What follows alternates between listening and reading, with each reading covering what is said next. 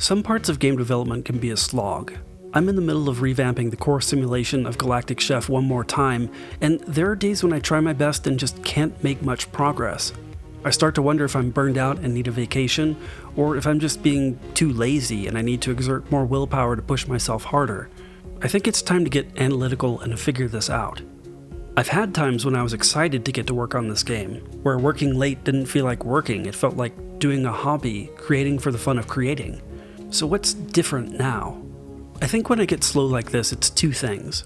One is uncertainty, not really knowing which game design choices are the right ones, or which approach to a simulation makes the best trade-offs among realism, simplicity, and performance. Sometimes it's hard to decide what's most important to work on next, or even where to start on a big interconnected mess of changes. Which brings me to the second thing. This is a complicated code base, and changing the simulation means changing ingredient generation, changing save file formats, judging and scoring. Even the tutorial is going to need updates.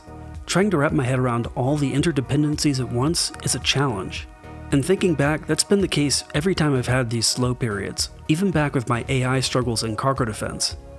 There's a stereotype of programmer ego, and I think part of that is a tendency to think I can solve any problem and build any complex system.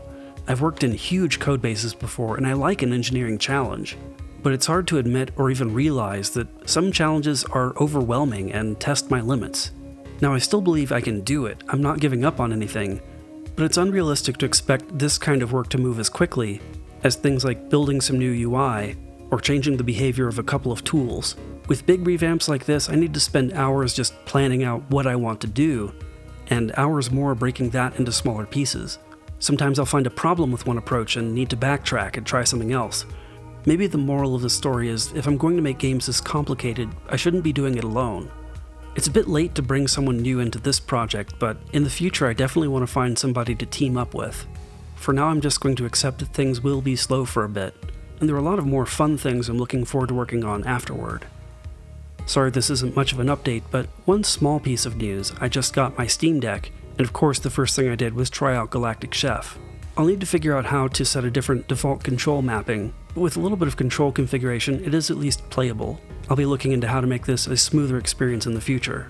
Meanwhile, as always, it really helps me out if you hit the like button, spread the word, and subscribe if you haven't already. And of course, thanks for watching.